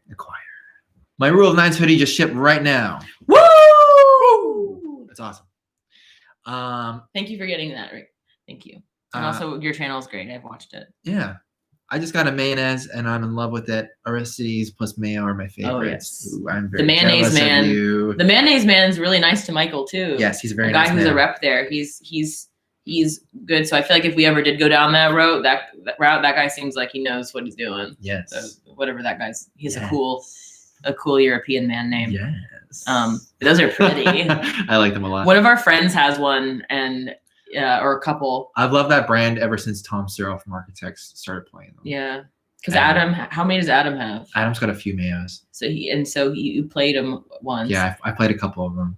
They're really nice. They seemed absolutely gorgeous. I've got to go in a few minutes, but I wanted to ask my question from Questions for Us in the server. Is there any chance you can put Courtney's cover of Early Grave on Bandcamp? So it's just that. This is a loaded question because this was supposed to be a trade-off, and through a bunch of miscommunication, it ended up being that Courtney was the only one that presented her part, which is fine. No fault on the other side, just the way that it was. And through that, it's just that part. Yeah, I was never meant to do the whole song. Yeah. I just reimagined my own interpretation of one section of the song. So wouldn't really make sense to like fade in just that part and then have that go out. But I think she did a great job. And thank you. I think it's awesome. So yeah, there's no full song anywhere. It doesn't exist. I just did that part.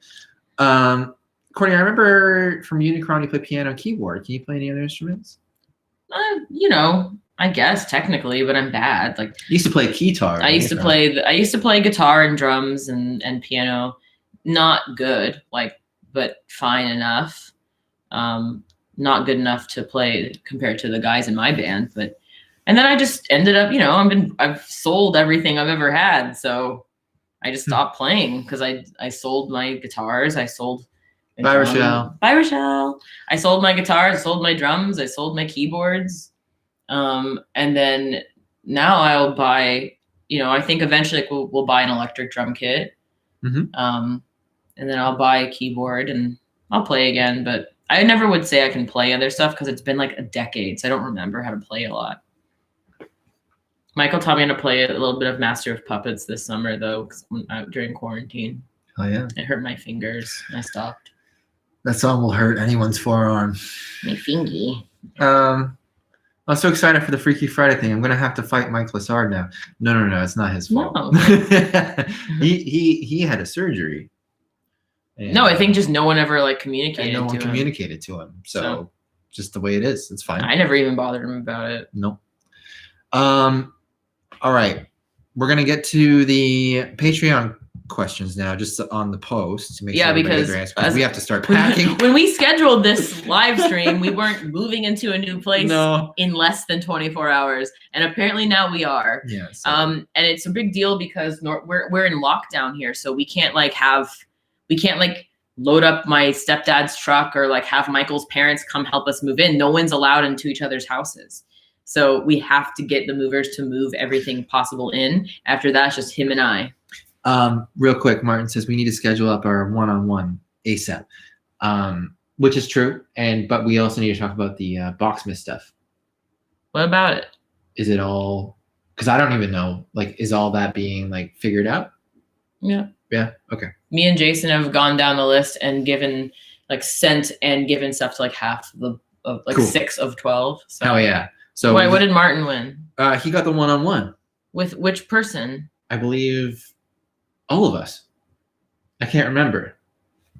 I'll check. Martin got the A lesson. hangout, or was it the lesson? You can have it be with all of us.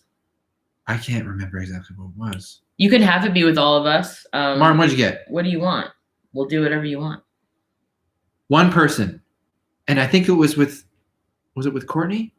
It's whoever you get to choose. You can have it be with Courtney and Mike, Courtney, Mike and Bill, Courtney, Okay, Mike, one Bill, and sec, Zev, one sec. or just one or two of us. Yeah. It's you won. You're the winner. You are the winner. We'll figure it out. Yeah, you get to choose. So just He chooses Courtney. There you go. Well, give me a little bit. Yeah. Let me get my shit together, get my internet hooked up in this new place, and then we'll do it. Okay, And let's I will go. teach you whatever you want. Okay, let's go through the questions. So the first one's from John D'Angelo.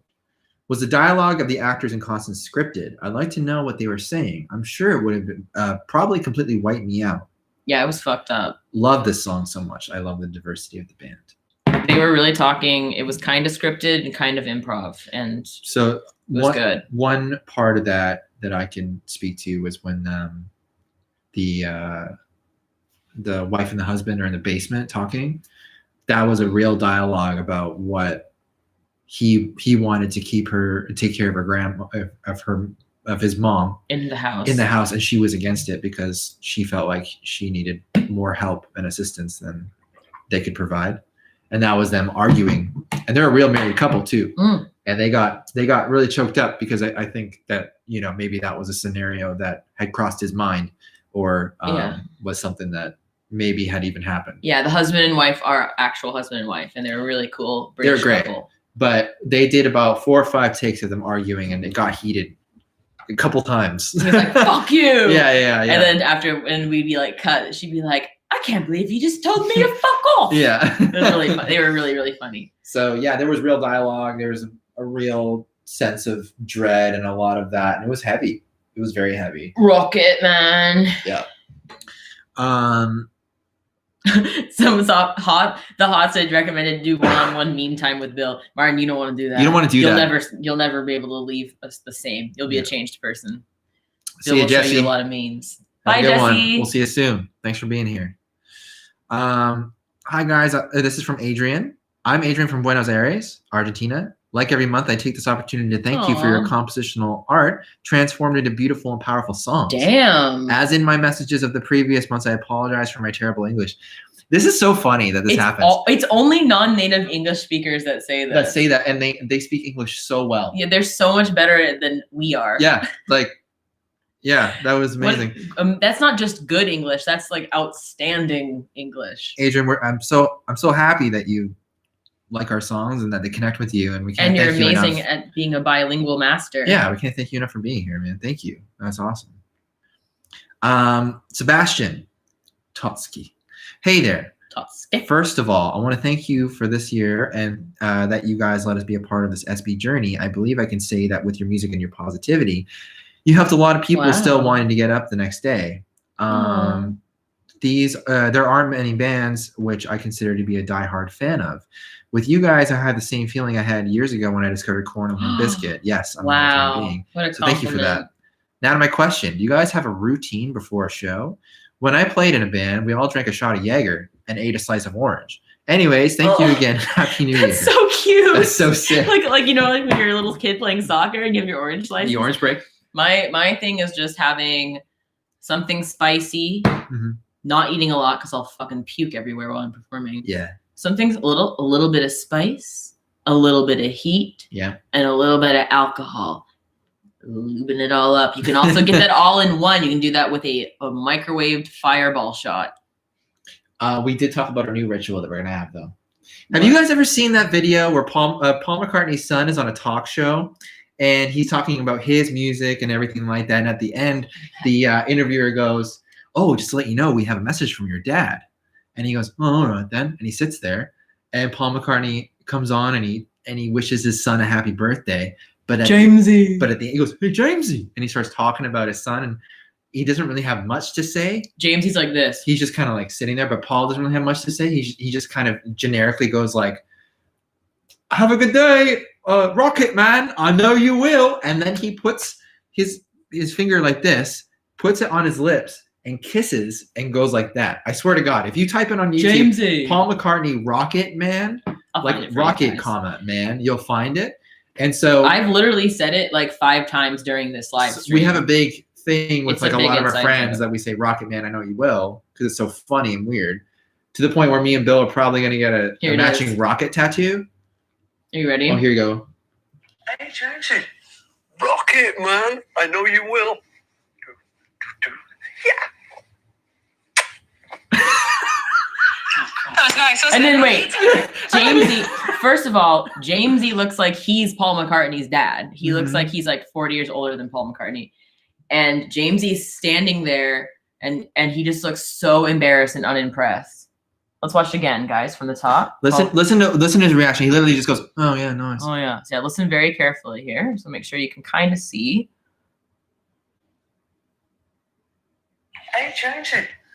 Rocket Man, I know you will. Yeah. Oh, cool. That was nice. He says, "Oh, cool." Oh, cool. That's what he says. He just says, Hey, "Oh, cool." Jamesy, Rocket Man. So, anyways, our ritual, I think, for this coming up shows and stuff is that before every show, we're gonna yell, "Rocket Man, I know you will." I don't know if you guys noticed, like on our social media, but you'll see like little comments, like Bill will comment like a rocket and then like this and like a kiss. A kiss emoji. So it'd be like Rocket Man and a little man, and Michael and Bill are actually getting rocket tattoos. Like the rocket emoji, we're gonna get. They're gonna next time Bill's here, they're gonna get we're Rocket probably Man. gonna do that I'll in January. But we said it so much. I'll know you. I know you will. Oh, sorry. I know that we have to go soon. But another thing is, so we're trying to discuss like tour shit for Europe a couple days ago, because it's now like getting to that time where even though it's COVID time, so we haven't been wanting to like put deposits down on shit and do all that. We're starting to figure that out and like figure out our transportation.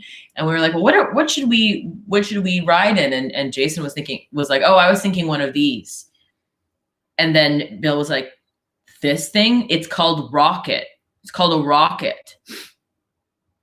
And we're all like, yeah. And he's like, you guys mean to tell me that you don't think it's the fucking funniest shit that you've ever heard, that all we say to each other is Rocket Man, and then I know you will, and then we're going to be in the United Kingdom saying Rocket Man, I know you will, and then the thing we might transport ourselves in is called a rocket. Yeah. Man, I know you will. That's funny. We'll see you soon, man. Let's see. I hope you guys had a great Christmas. This one from Alice. Hope you guys had a great Christmas. This is mainly a question for Courtney. When you started screaming, how did you go about learning? I'm eager to learn, but I'm very worried about messing up and damaging my voice for clean singing. Do you have advice for someone who wants to learn how to scream? Well, you now have what I never had, which is just like all these YouTube videos of people like showing how they do warm-ups and showing how they go into it. You know, the only way I learned was I just had really shitty PA speakers, and I had really shitty PA speakers, and then I, could not hear anything, and then was just wailing away. So now, you can do it in a more treated environment in headphones and stuff like that. So I would just go online and try to find someone that does this kind of thing, how they taught themselves, because they probably taught themselves in this time of technology where they can kind of do it in a more controlled setting. And then I didn't. I just like wailed and sounded like shit for a long time. Like I probably sounded bad for like a decade, to be honest. And just it shouldn't hurt. It's like any muscle, you have to ease into it. So when it's the same as if you're lifting weights at the gym. Like if you go to pick up a 50-pound weight and you can't pick it up without straining your back and it hurts, then put it down and stop doing it and pick up a 20-pound weight. Know what I'm saying? Rocket Man. See, it's guys. All I do every day, I say, "Hey, Jamesy, Rocket Man, I know you will." So it's so good. I answered that one. Oh, okay. I just did the Rocket Man performance again. Oh, nice. Oh, you have to be Jamesy. Go. Oh, cool. Oh, cool. Carpathian Psychonaut says, "For Courtney, listening to the Sirius show really brings home how your vocals are going from strength to strength, clarity, depth, and seemingly even breath control compared with past videos. Is this something you're conscious of, and how does it feel for you currently?" I'm just getting better at it because I'm just one of those people that just never practiced very much. And every time you see me do a performance is like a new time where I practiced, and I just keep improving and getting better. And it's also all, it's also in some ways personal preference because my scream is really inconsistent. So I always just go with whatever is available to me that day. So in that Sirius XM thing, what was available to me that day was, and what was comfortable on my voice was to do a lower scream the whole time. And then, hey, if I had done that the next day, maybe a higher, more mid-range scream would have been more comfortable. So, it's also just everyone's personal preference when they're watching me because I don't have a consistent, like, my scream is always low or always high. Sometimes it's just not available to me and it doesn't sound good. So I always just work with the tools I have at the time. So appreciate that you saying you like it. And I have been working on my control. Honestly, I'm just getting in good shape. Yeah. That makes a huge difference. For everybody else, was there anything good or bad, unexpected you discovered from doing the Sirius show and performing all of the new material in the one-shot live format? I'm thinking the nature of playing off each other in that way or how older material is to play now. Older material is interesting now because it just makes me realize like how much crack I was smoking when I wrote it. Yeah. And it's fun. It's very fun, but it just makes me like, in certain aspects, it makes me appreciate it more. And then in certain aspects, it makes me happy that we've kind of gone down a different path because I don't think in a couple of years from now, I could see myself playing like a Belcara or something like that. Joy. It's really fun and for the time, but it's like while we're doing it, but at the same time, like, I don't know, I would just go about it.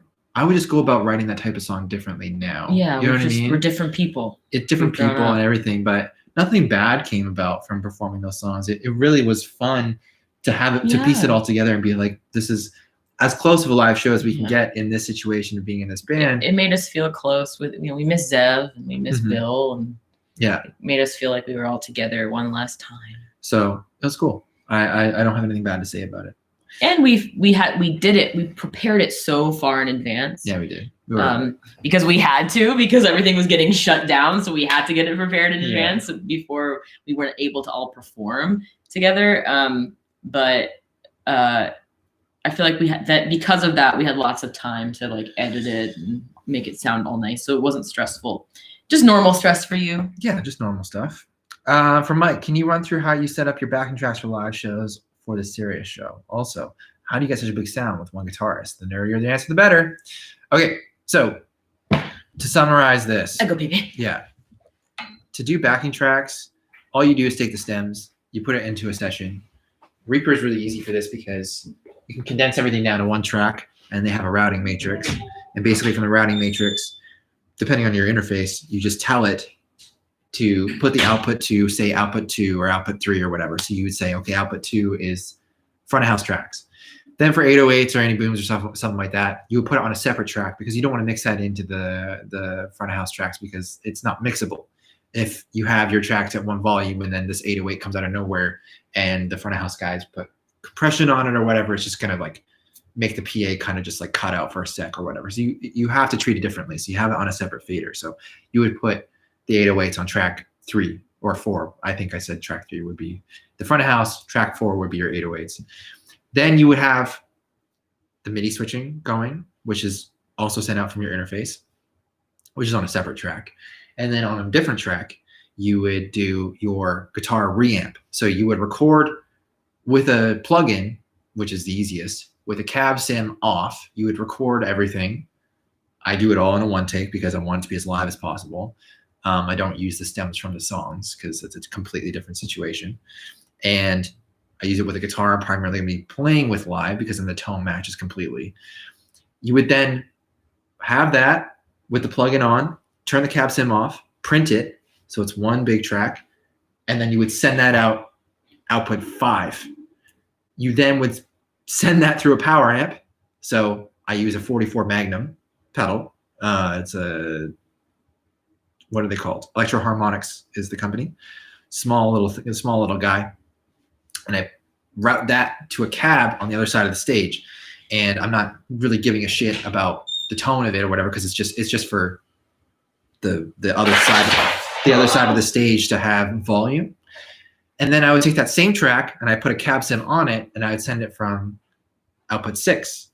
And that would go into a DI box, which would then go to front of house. So then I have a ghost rhythm coming to front of house and a cab on the stage. I then have my Kemper coming from the cab and being sent to front of house as well. And it's like there's 2 people playing. Obviously, the ideal situation for us is to have another guitar player, but I'm not fucking bringing anybody into percentages or anything like that in this business until I can find the right person, and I haven't found that right person yet. So for right now, for the foreseeable future, it's just going to be me and the reamp. But I do like it like that because it makes us tight as fuck. And if it's my hands and it's my everything, then it's going to match perfectly, right? So it's not from the record or anything like that. And I re-record every time we play live. So that's how we did the Sirius XM show too. I just went about it in the same way that I do it, except I kept the DI bare and I sent that to Dan and he just put it through his stuff. And yeah, that basically summarizes it. I'm sorry I went through that really quick. My phone just died, so that's great. If there's another one, I'll look on. Yeah, there's like 3 or 4 more. Okay. Well, was someone asking you why we don't have another guitar player? No. They were just asking how I go about setting up tracks in a live show, and that's a really quick summarization of it. Also, you're going to have a click track, which will go out of a different output, which you would send to your drummer. But if they have in-ears, you can send it through your X32 rack, and then wirelessly he will get it from a certain channel. Or your whole band will get it from a certain channel. So that's where we're at now, is we're now getting to the in-ear game, which is going to make me have to relearn this whole entire fucking thing. Ooh. It's going to take forever. That's another reason why, to be honest, I've seen a lot of people say, oh, wow, Courtney, you did a good job on that thing. That's the first time I've ever performed with a click track. World of difference. Holy shit. So we're going to try to have that every night. It was amazing. All the things I normally have trouble with, I had no trouble with. I can read them. Don't worry about it. Thank you. Eddie. Mike, sorry if you've already answered this. What string gauge or brand do you use on the bottom to tune so low but keep it so tight? I have a 7-string multi-scale with a 72, and it's still floppy past F sharp. I play bass too. I'm used to some thick strings, but anything thicker seems weird. Thank you. Y'all rock. Hope you had a Merry Boxmas and have a Happy New Year. I hope you had a great Christmas too.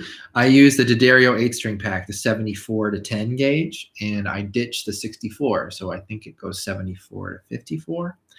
And that is perfect for F sharp for me. I think that if you have a 27-inch fan, 74 would be fine. You might have to go to a 76. But the D'Addario 8-string pack is perfect, and I swear by it. I use it for everything. So try that pack out. It's really, really good.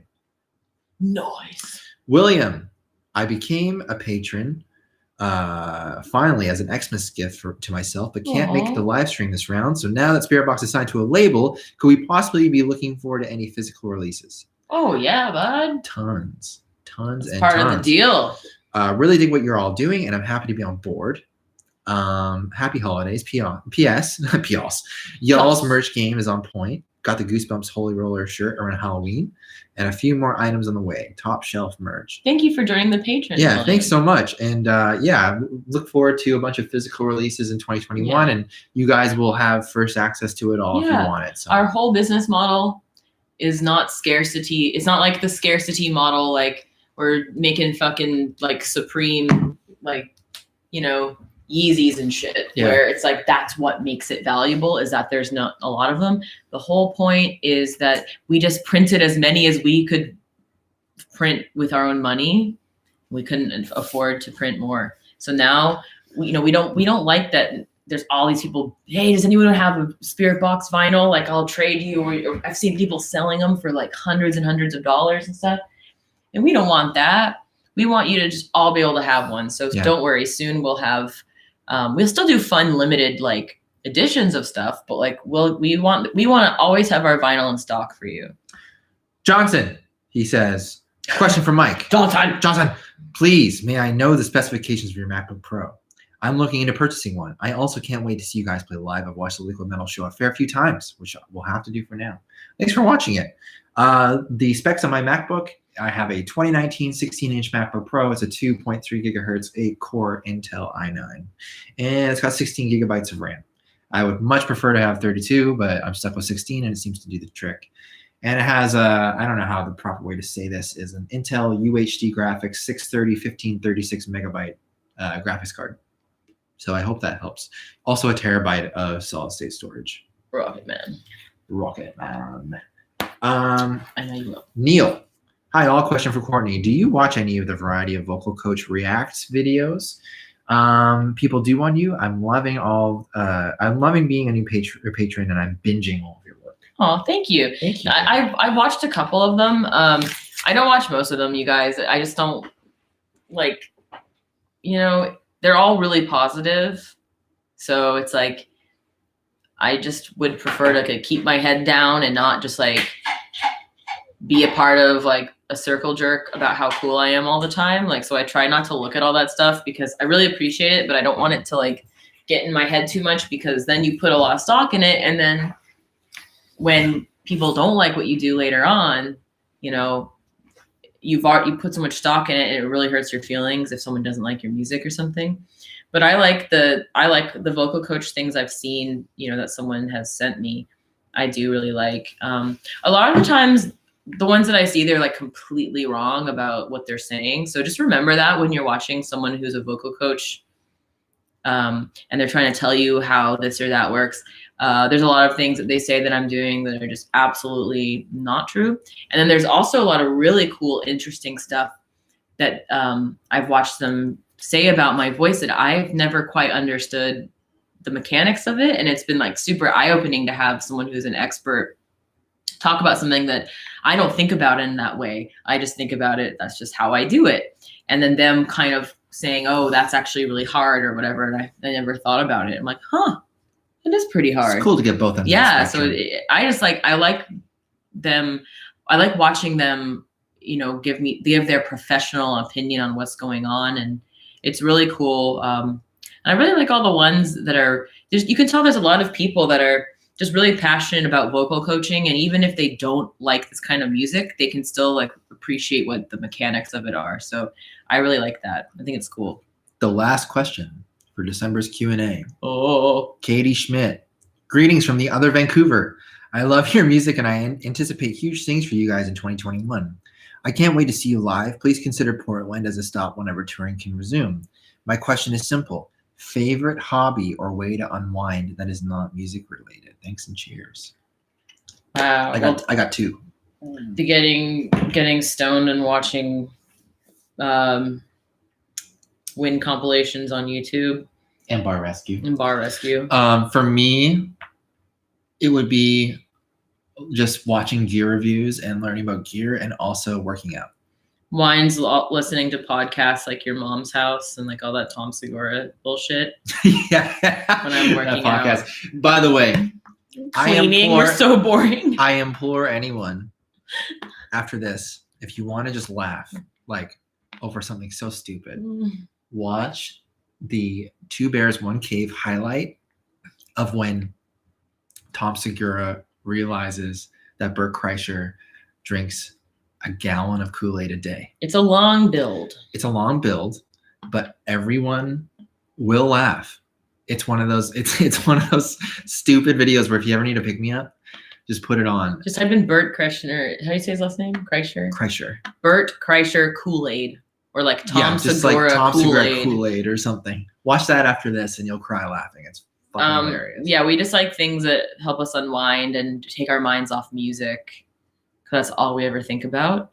And as for coming to Portland, of course we want to come to Portland. We want to go to everywhere. And I saw someone else in here said, "Are any plans to come to Latin America? Or any plans to come to Finland?" You guys, we the only thing that gets in the way of us not going to those places is the global pandemic, and also just like booking a tour and then that specific venue not being available on that day, and then you just can't play in that city. That's it. Like, we want to play everywhere that you'll have us, we will come. Thank you, Courtney. And Mike, Spirit Box music is very intriguing and really spot on for me personally. I love this Q&A. Now timing allowed me to attend. Thanks for answering our questions and all the funny stuff. This kind of dialogue is very valuable when we need to live a quiet, I know Christmas and all the holiday time was really hard for a lot of you guys. Reality. Jonathan said, "Come to Chilliwack." Jonathan, that's a great example of somewhere where we will not play. We can't just play a bunch of, because it doesn't make any sense. The person putting the show on can only pay us so much, and we can only. It costs so much to get there, so that would be crazy to play there. Where would we play? But maybe Vancouver forever on tour through. Yeah, we could see that for sure. Reality AD with a nice comment. Thank you so much for taking your time these live streams, and thanks for all the effort you're putting into any kind of interaction with all of us. I really appreciate. Well, we really appreciate all of you guys, man. Yeah, we really do. Yeah, and we miss all of you guys, and like I said, we know this year sucks. Like, this year sucks so hard for everyone, and it's just nice that we can all get together and still hang out and kind of feel like a little less isolated. Yeah. It was weird not being with our families on Christmas. It was very weird. It was very, very weird. We still made the most of it, and we had a really good day, but I'm sure a lot of you went through the same thing. Yeah. I still did a lot of Christmas crying. Yeah. Usually I was like, oh, maybe I won't cry this Christmas. No, I did. I was like, I miss my family, and it's my first Christmas without my grandma. And so I cried and I drank wine. But I also had a nice day with Michael and Kyle. It was great. We watched Tenacious D. It was great. Anthony, to answer your question, I just use the baked-in cab IRs. I don't have any favorite IR. I probably will go down that road, but I actually just recently got the Get Good Drums Zilla cab pack, and it's really good, so I'm going to start using that too. Yeah. But guys, thanks. Thank you for being here. Really, really appreciate y'all. Hope everybody had a good Christmas. We're going to now get our packing on. Wow, I'm overwhelmed. An insane day today, so appreciate every one of you. Yeah, thank you guys. Thank you for supporting us this year. Yeah. Thank you. It's really opened. I can't stress enough that it's not an insignificant amount of money, and it's allowed us to do so much. It's allowed us to buy Michael another guitar. It's allowed him to buy in-ear monitors. It's allowed us to, when a piece of equipment breaks, we can fix it. Yeah. It's allowed us to do so much stuff that has been so frustrating that we can't do on our own for the last couple of years. And so, before we go, I'll tell you a story that our manager, because we're talking about this with our manager, being like, how do we fucking repay these people? Because we wanted to restructure the tiers and make it a little less expensive for the people that want to, be charged a different amount, and how grateful we are. And Jason said that he was listening to something, and it was one of the guys from Motley Crue, like, rolled up to a club in like a really, really nice sports car. Like a Rolls Royce. And maybe it was Nikki Sixx, or was that Nikki Sixx? Nikki Sixx. And he got out, and then a guy outside the club was like, "Hey dude, nice car. Like, hey, I'm a huge fan of your band. Nice car. And I love your band." And then Nikki looked at him and said, "Thanks, man. You helped me buy this." And he meant it like in a really nice way, but I guess maybe due to like maybe alcohol and stuff, the guy thought he was saying it like in a cheeky way, and like being rude. And he was like, fuck you, you know, blah, blah. But I'm glad that guy said, and he explained himself and they made up, but it's true. Like anything you guys ever, I don't mean that you're entitled to, you know, a certain this and that just because of this. It's not about entitlement. It's just when you look at whatever we end up doing next year, like, and if you feel, you should still feel a little bit of a sense of like pride in it because, like you guys truly did buy some stuff or made it so that we didn't have to work so much one week when we were trying to focus on that album and, you know, that kind of shit. Like really everything, you know, where you are literally helping to fund the stuff that we're able to do. And we do good on our own too. We are, you know us, we're always fucking hustling and trying to come up with the next thing to have a good revenue stream during these times. But the Patreon specifically, it gives that sense of, what's the word? Like, what's the word when you, I'm just really fucking tired and overwhelmed right now, but what's the word? Like stability, like, you feel security. It gives us security. Oh yeah. Like we know you're here for us. And then we can ask you guys anything in the Discord if we have, you know, you give us guidance on how we should restructure the Patreon and what shirts you like and what kind of music you want to hear from us and blah, blah, blah. So it's been really awesome. Like this has been cool. And I think that next year, I think we can give you so much more cool stuff to look at because we're actually going to be doing cool stuff. We're actually going to be doing shit. Like, what if we go on tour with some fucking giant band? You won't have to just watch Billy eat pizza for a week. Yeah, like we might be on tour with some huge band and we can give you guys like behind the scenes on tour with, you know. Yeah. So hopefully stay tuned because hopefully we'll be able to, you know, this is what you got to see while we're fucking doing bullshit, sitting in our house on our asses, like not being able to leave our house, making our own music videos like we're fucking 10. Yeah. So soon you'll be able to see some way cooler stuff because I think next year is going to be like the year that we finally had to put our money where our mouth is, right? So we thank you guys. We thank you. And Boxmas was really fun. We 100% were all like, fuck it. We're doing like Boxmas in July next year or something. Yeah, we're doing it again because it was really cool. And hopefully all of you get your presents soon that one Boxmas. Yeah. We, you know, just be patient with us. We're a little bit scatterbrained, but we are also always extremely insecure and scared of you guys hating us. So we will make sure to do that soon. Yeah. All right, guys. It's a good year to be a Boxy. You're right, huh? Yeah. We hope everybody has a great day and we'll catch you all soon. Yeah. We love you guys. We'll see you soon. Bye, guys.